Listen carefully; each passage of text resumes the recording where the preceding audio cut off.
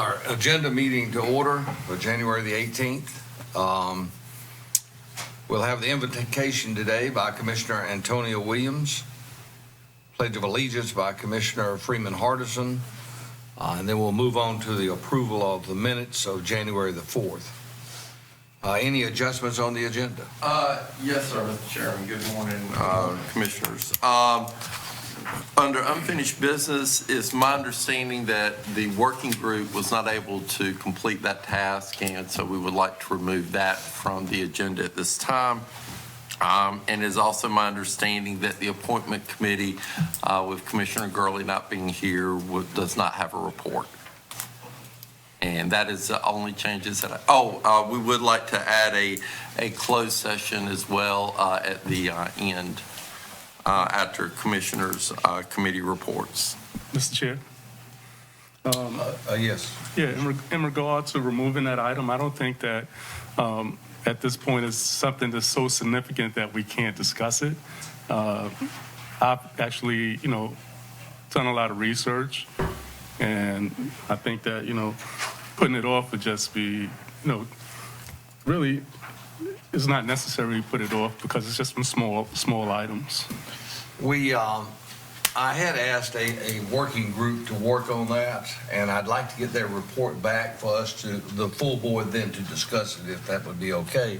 I knew that there were some difficulties in arranging that meeting for various reasons. So if we can, let's just wait until they work, do their work, and then make a report, and then at that time we'll be more than happy to discuss it. But that has been assigned over to a working group. Okay, can we, I don't have a problem with that, but I noticed initially when it came to the procedures, it didn't include the public comment section. So if you can have them actually review that as well. Because I think, they all go one and the same. I know when it was voted on initially in September, they also went over the public comments. That was amended as well. So if we can add that to be reviewed as well, that would be great. Okay, so we want the working group to also look at the public comment. Correct. Policy. Yes. Okay. Thank you. Okay. So we will have a closed session. Yeah, right after Commissioners' committee reports. All right, and then I believe we also are asking our budget director to make some comment in regards to our audit. Is that correct? We can do that under county manager's comments. Okay. All right, good enough. Okay, any other adjustments to the agenda? One quick question. Ms. Honeycutt, Yes, sir. will Kendall be making a report on the? Kendall will have, Ms. Aycock did ask. I do believe Kendall may have, I appreciate you remembering that. Kendall should have some information as well. So I appreciate you remembering that. We can put that under special presentations right after employee service pins. Okay, thank you, sir. Thank you for. So that's a sewer report. Just a sewer update. Commissioner Barbara Aycock asked for just an update of where we're at and some recent figures, and Kendall has that ready, and we were going to walk that on as well. Okay. Thank you. All right. All right, so that would be all the adjustments. Yes, sir. And then Mr. Honeycutt going forward Right. with special presentations. First, we'll have our presentation of service plaque to Solid Waste Department Office Manager Lynn Hopkins. Lynn is retiring from solid waste after 38 years of service to Wayne County. So we wanted to especially recognize Lynn and the work that she's done. Then we will have our quarterly presentation of employee service pins. And then 3 is a sewer update from our facilities director, Kendall Lee. And again, we have removed unfinished business and appointment committee.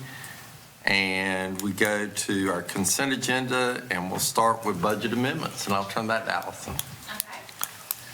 Okay. Your first budget amendment is for Share the Warmth, DSS. This is to appropriate additional funds in the amount of $11,667 and to match to the latest state funding authorization. So this is just a washout? Yes, sir. Okay. It's, let me make sure I'm telling you right. Yes, it's 100% state funds. Okay. Okay, your next budget amendment is for the library.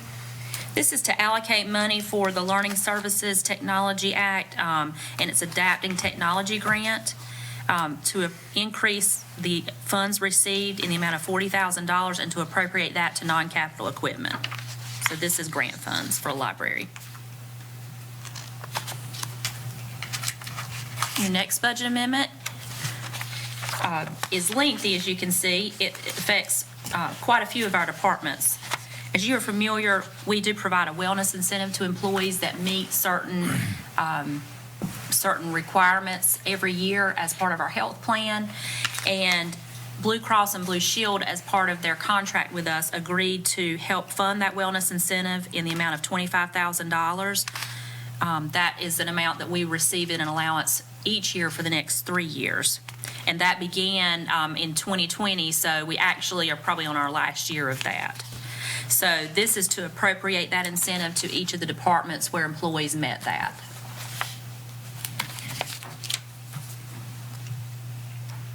Your next budget amendment is for facility services and also EMS. This is to transfer funds in the amount of $46,800 from facilities to EMS. So when EMS was moved to the general fund, we moved the general repairs and maintenance to the facility services department. However, in looking at our EMS Medicaid cost report that has to be filed every year, we found it would be better to continue segregating those costs out. So that's why you see that being moved back to that line item. And this is the city's building, however, we're responsible for the maintenance and upkeep of that building, and the roof is just absolutely sieve right now. So this is a really necessary project. Your next budget amendment is for the library. They have received a grant in the amount of $5,000. It is from LSTA. It's called the Laundromat Family Literacy Grant. This will be to provide resources to stock a literacy-related play area at the Laundromat on Royal Avenue.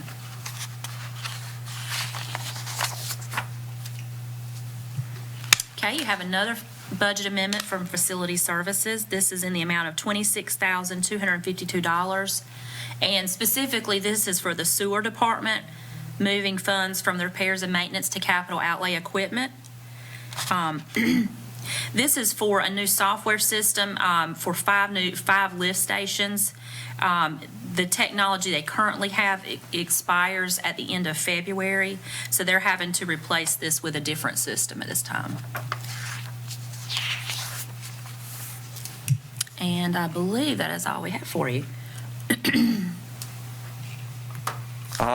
If there's no questions on the budget amendments, next is motion to adopt resolution 2022-2, a resolution accepting Brian Justice Assistant Grants Fund for the Taser project replacing outdated tasers.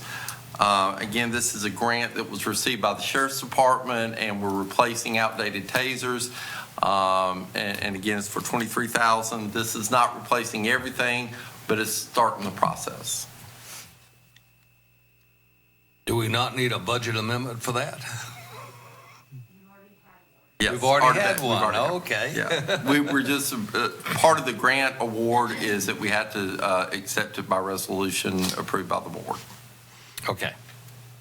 Mr. Honeycutt, do you happen to know the percentage of tasers that will be replaced? It's not, I would say probably 20%, Only 20%, okay. if I'm guessing. That may be a sheriff question, but it's I not a will hold large. you to it. It's not a large percent, but it's a start. Okay. And then we'll have county manager's report, board of commissioners committee reports. Then we'll have our closed session. and then we'll adjourn. Okay. Anything else to discuss? We'll go into recess then until our 9 o'clock meeting.